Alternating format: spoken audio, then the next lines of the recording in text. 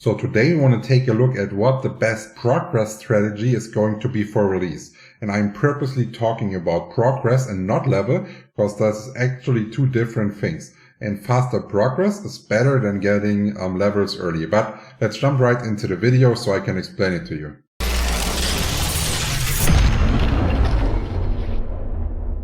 So for the Diablo 4 server slam, I made all those cheat sheets right here, and they were really popular on Reddit. Many people used them, they found them useful. So I decided to make another cheat sheet for the actual release. But obviously we don't know the perfect level routes yet, but I still try to provide as much value for you as possible, so you have a really easy start and you can progress as fast as possible. So this guide will all be around this cheat sheet that I created for you. It will also be available in the video description, so you can keep it open while you're leveling and just have some general guidelines that will help you to progress faster in the game.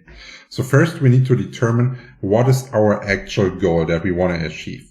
And the main goal you should try to achieve to progress fast is getting to world tier, because the benefits of world tier are enormous. You are then able to drop sacred items, you are able to drop unique items, and you can now drop nightmare sigils that will unseal the nightmare dungeons. Nightmare dungeons are then used to drop and upgrade the cleaves for your Paragon board, which is really important. And you have access to hell tides, which allow you to specifically farm a gear slot. So basically, if you're looking for a helmet, you can go into the hell tide, farm the hell tide, and use the charts to open a helmet chest. So the item you're getting out of it will be guaranteed a helmet, and this is perfect to farm for those little pieces that might be missing to fully complete your build after you've reached level 50. And now we need to discuss how do we actually get there, and how do we get there the fastest way. And as you might have seen, I have also divided this into hardcore and softcore, because I believe that the level strategy from hardcore and softcore are pretty different here. But let's not get too much ahead, and let's take a look at this, what I'm saying right here. Do not play tier 2. Why do I say this? Am I scared of the difficulty or whatever? No, it has nothing to do with difficulty or like playstyle. It's just if you want to progress the fastest, you will get more experience in gold per hour in tier 1 than you do in tier 2. Tier 2 has 20% increase in experience and 15% in gold. And this increase is so small that the kill speed you are able to reach in tier 1 outweighs the bonuses from tier 2 by a lot. And like, for example, if you're looking at gold, kill speed means you're getting more drops. You can sell more drops to the vendor. So it's not only about the experience. You will also gain more gold actually if you're playing in T1. Then we need to take care of some general level rules that we should make sure that we are taking a good look at. And this is, for example, upgrade your healing potions every 10 levels at the Alchemist. This is extremely important. They will heal you by so much more. And so we have the material to actually do this all the time. Means we have to collect all the herbs that we see. It's really important. Herbs, you collect all of them. Otherwise, we want to be efficient. So if we're seeing an ore that is not in our direct pathway, we will not go there and collect it. We will just continue walking. You will get more than enough materials, so you don't have to worry about the ores. Then we need to figure out what we are doing with our drops. So a general rule is we want to salvage in the early game and sell for gold later. And the reason why we want to do this is that if we're salvaging early, let's say a rare item, so this is just thing, it would give us 5 materials. If we are level 70 and we're dropping a rare item, it will still give 5 materials. But the higher the item power of a level is, which will be increasing the farther you go, the more gold you can sell it for at the vendor. So the more we are able to salvage early and sell later, the more materials we have once we go into the end game to start our crafting processes. Then also important, maybe some people have skipped on it, EXP potions are available at the Alchemist. So if you want to, you should have them running all the time. And a lot of people were using like resistance potions, and they were checking in the materials, in the stats, what what element, for example, they were missing in the resistance. And I highly recommend going for A speed early. It's the best one. You don't need the resistances yet. You really need like high resistances once you're going into the capstone dungeon or world tier 3. So don't miss out on this damage right there. Then something other that's huge is uncover unknown areas from right to left. So that means always go in the right circle if you have the options. This will help you memorize the areas a lot faster. If you're doing it steady, you will be more efficient. And another thing that's really important, if you're playing in a group and everyone knows that you're going from right to left all the time, it is so much easier to stay grouped and you don't have people wandering off. So important rule.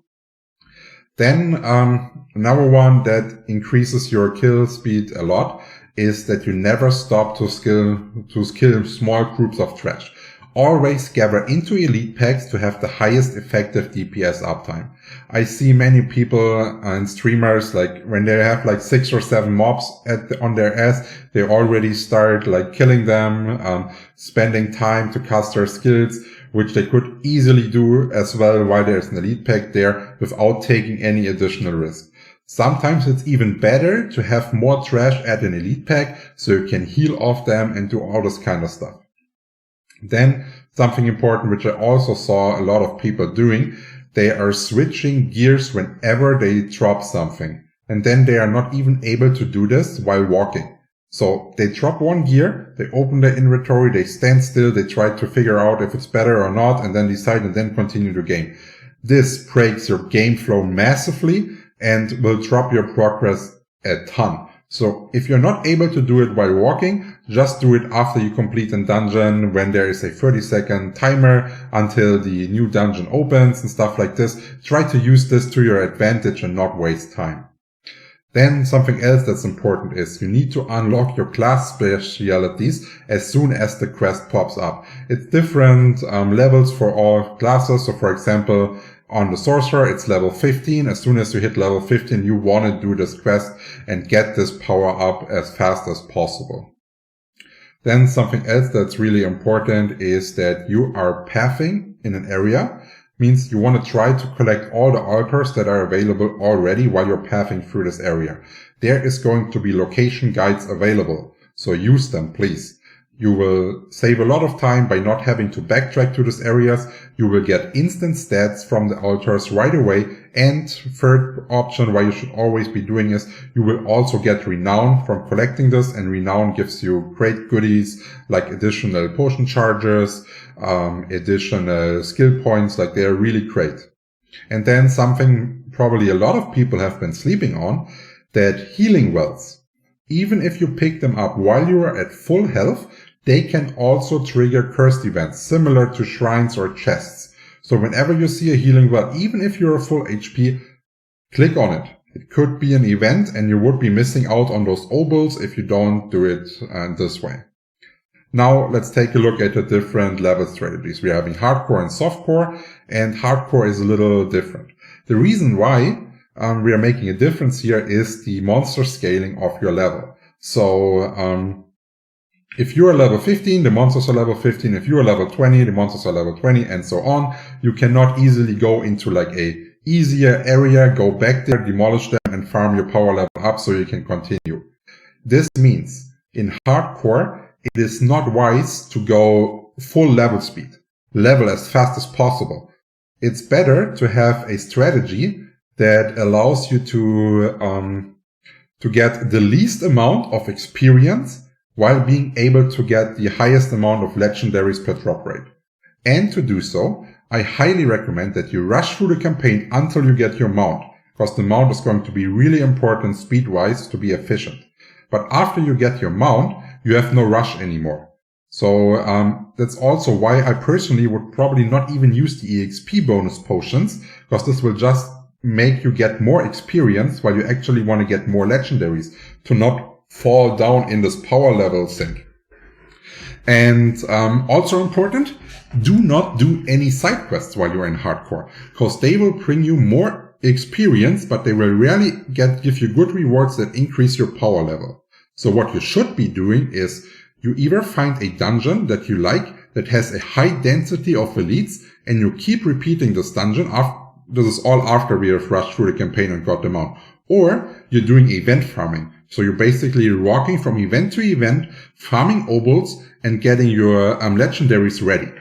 And this is of course not something you want to do all the way until level 50. But you want to do this until your build feels steady. And if as soon as the build feels steady and you're feeling comfortable, this is when you will then start to level like you would be in softcore and switch over to this strategy here. And in softcore, your main goal is also rushing the campaign for getting the mount on the way. But while you do this, you will accept all side quests. You can accept a total of 20 side quests. So accept them all. It often happens that the side quests are on the way where you have to go anyways, and this will result in you having to backtrack a lot less.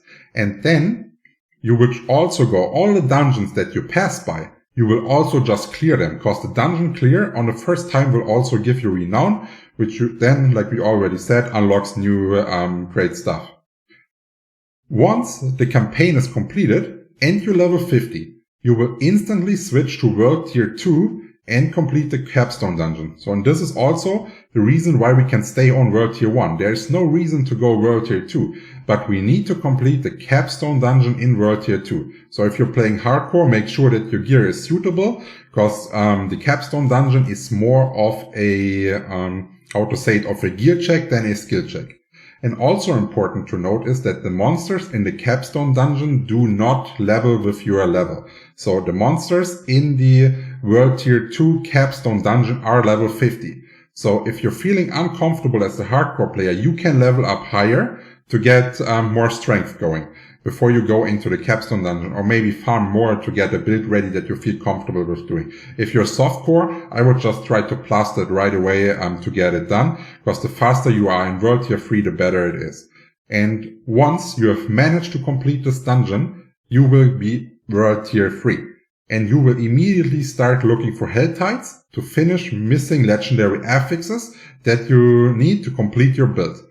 And once you have a build completed, it doesn't have to be perfect rolls or whatever, I highly recommend starting to farm helmets there, because the Harlequin Crest, an insane unique item, is what you can get from this specific farming method, and it gives +4 ranks to all skills. It has health, damage reduction, like it's the perfect item and fits almost all classes and all builds. So I would personally try to go for this. And while the Hell Tides are on cooldown, so they will be vice versa, 1 hour up, 1 hour down, something like this, you're going for Nightmare Dungeons to farm your cliffs and level them up for your Paragon board to advance even further. And yeah, this is basically it. This is my strategy that I'm going to use on release. And I hope you enjoyed it as much as the cheat sheet for the Diablo 4 Server Slam. If you have any more questions, just leave a comment down below the video. I will always answer everything in less than 24 hours. Or you can just drop by our Discord server where you will get helped immediately. And another great way to get in touch with us is by joining in our Twitch, where we are now having a unique streaming concept. So I will be playing hardcore only, and you are the one that can actually benefit from it. Because whenever I die, it will trigger a community event, and you can then win great prizes out of the cash shop. So you can win skins, you can win mounts, and even battle passes. So don't forget to subscribe to not miss out. Cheers!